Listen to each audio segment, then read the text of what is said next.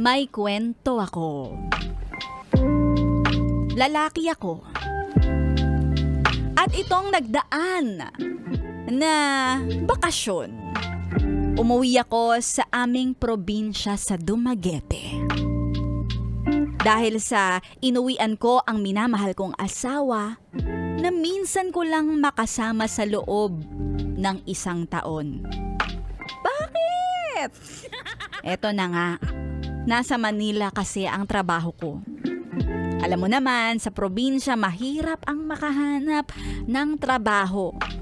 Kaya pinili ko na lang ang LDR. Long distance. Real talk. Relationship.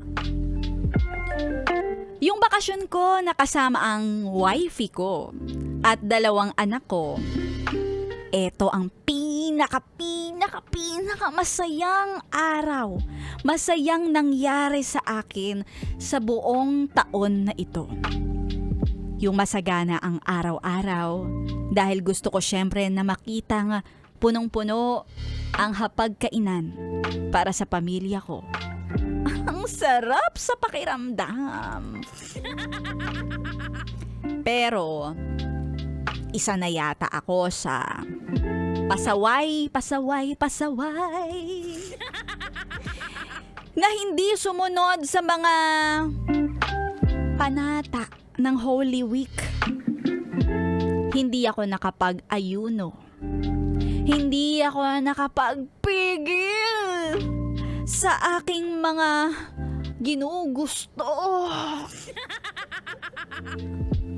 Syempre, minsan ko lang makasama ang buong pamilya ko dahil buong taon trabaho lang naman ako ng trabaho. Yun lang ang inaatupag ko. Sabi ko nga may intindihan naman siguro ako ni Lods. Wow! Lods! Pakihabaan ng pasensya, Lods. Kaya naman, nagpakasasa ako sa laman. Ito ang panahon na hindi ako dapat magpakalantutay.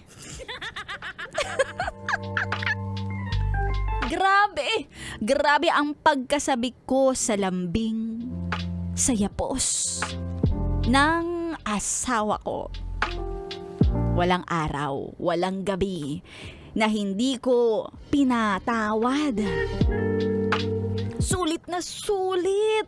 Sulit na sulit ko ang bakasyon, ang pagkakabaon. Sa maiksing panahon. Ayoko na nga matapos ang bakasyon ko.